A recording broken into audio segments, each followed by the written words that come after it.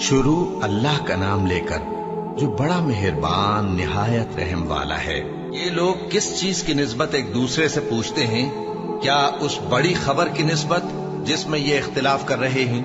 دیکھو یہ عنقریب جان لیں گے، پھر دیکھو یہ عنقریب جان لیں گے۔ کیا ہم نے زمین کو بچھونا نہیں بنایا اور پہاڑوں کو اس کی میخیں نہیں ٹھہرایا؟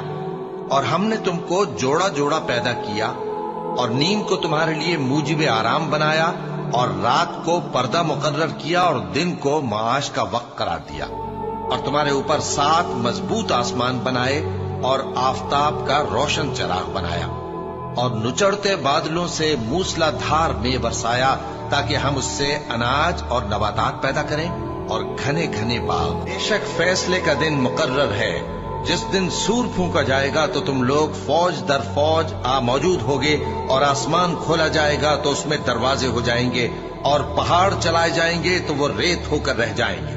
بے شک دوزخ گھات میں ہے، یعنی سرکشوں کے لیے کہ ان کا وہی ٹھکانہ ہے، اس میں وہ صدیوں پڑے رہیں گے۔ وہاں نہ ٹھنڈک کا مزہ چکھیں گے، نہ کچھ پینا نصیب ہوگا مگر کھولتا پانی اور بدبودار پیپ۔ یہ بدلہ ہے ان کے اعمال کے موافق۔ یہ لوگ حساب آخرت کی امید ہی نہیں رکھتے تھے اور ہماری آیتوں کو مسلسل جھٹلاتے رہتے تھے، اور ہم نے ہر چیز کو لکھ کر محفوظ کر رکھا ہے۔ سو اب مزہ چکھو، ہم تم پر عذاب ہی بڑھاتے جائیں گے۔ بے شک پرہیزگاروں کے لیے کامیابی کا گھر ہے، یعنی باغ اور انگور اور ہم عمر بھرپور جوان عورتیں اور شراب کے چھلکتے ہوئے جام۔ وہاں وہ نہ بیہودہ بات سنیں گے نہ جھٹلانے کی باتیں۔